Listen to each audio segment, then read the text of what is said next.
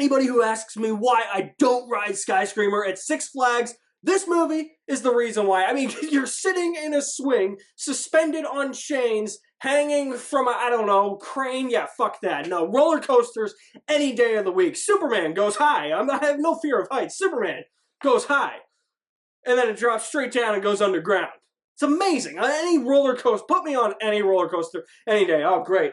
Going off on a roller coaster tangent. For anybody that doesn't know, I'm not just a movie reviewer. I'm also a roller coaster enthusiast. I will never ever ride Skyscreamer at any Six Flags. Sorry.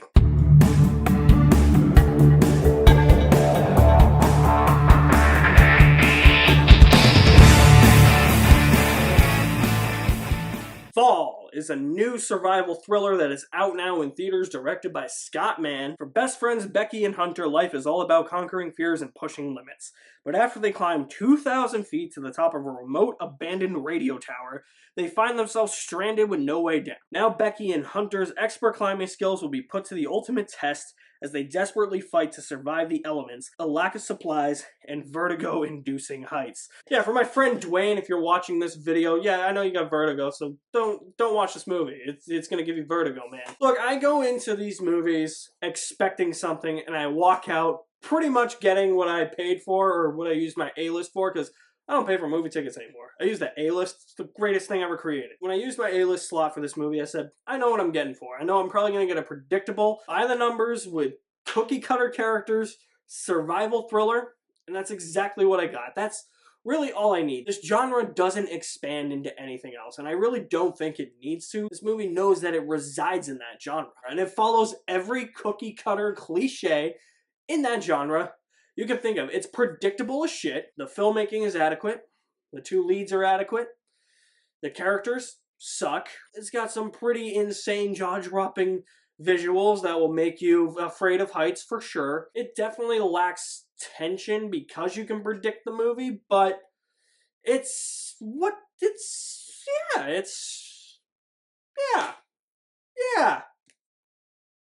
yeah, let's just go with yeah. I don't really have all that much to say about it because it's the same thing I've seen with these types of movies for the past 10 years now. Like I said, the characters are cookie cutter. I don't care about either of these characters. They both suck. They're both terrible human beings. The lead actresses are fine. I did like how this movie was filmed in some parts. It looked like it was a GoPro camera.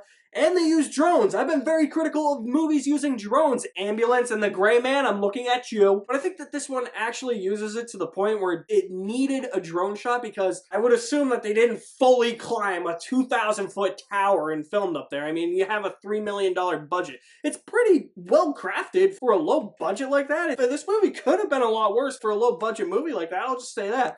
But I'm assuming they didn't. I'm assuming that was all on a soundstage.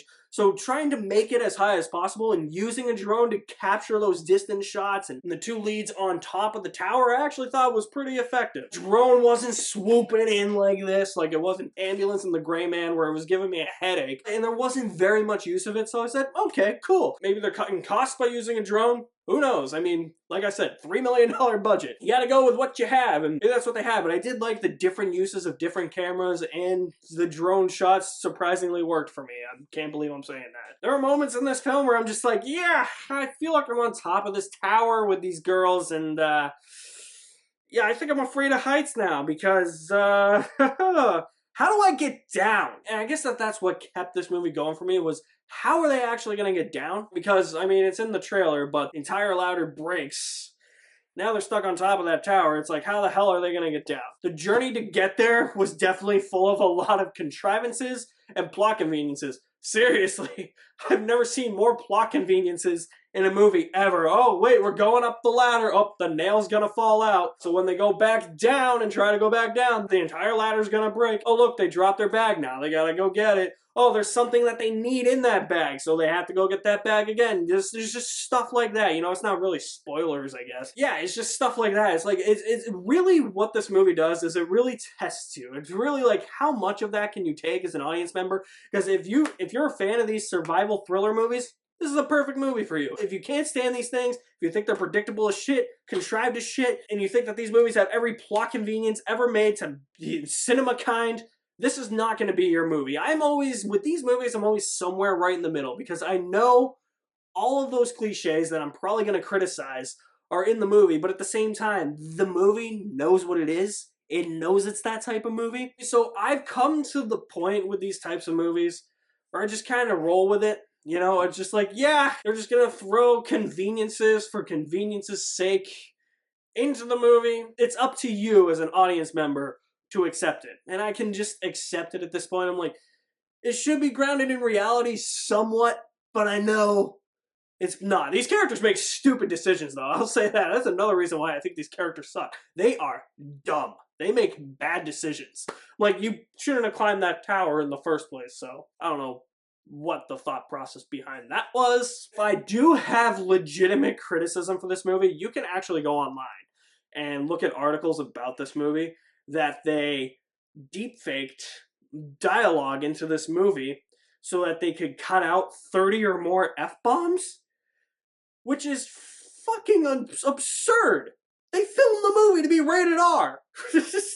I complain about, look, a rating shouldn't bother me, but when you edit shit like this down and sanitize it, it bothers me. And especially when one of the characters says, I am so freaking hungry right now, I wish I had my freaking backpack.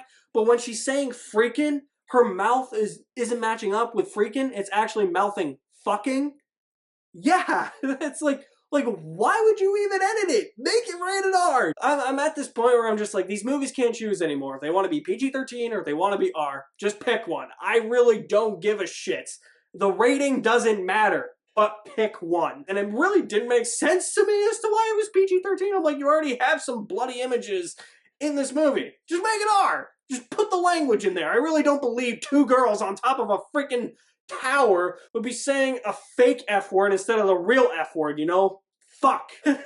So I guess that's my legit criticism on the usage of the word fuck in this movie. Thank you for coming to my TED Talk. This movie really boils down to, if you like these types of movies, if you can accept a lot of cookie cutter characters, bad decisions, adequate acting, adequate filmmaking. I mean, obviously these movies are not here to win awards. These movies are just here to entertain you, but they follow a specific formula. And if you can follow those contrivances and the plot conveniences that these movies deliver, you'll have a great time. If you're one of those people who's like, I need this to be grounded in realism, and that's not real, it's so convenient for them, you're not gonna like this movie. I'm somewhere right in the middle. As far-fetched as some of this shit is in this movie, I know it. I really didn't have that much to say about this movie because I feel like there's not really much to say. I know the type of movie it is. I feel like you guys know the type of movie it is. It's just whether or not you can accept it as an audience member. So I guess I'm somewhere right in the middle. I know the type of corny, cheesy survival thrillers that these movies are and that they follow a formula, but hey, you know what?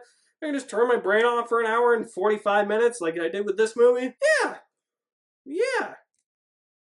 I could probably, yeah. Best way to describe this movie, I guess, is the word yeah. So yeah, I enjoyed fall with a half bucket of popcorn.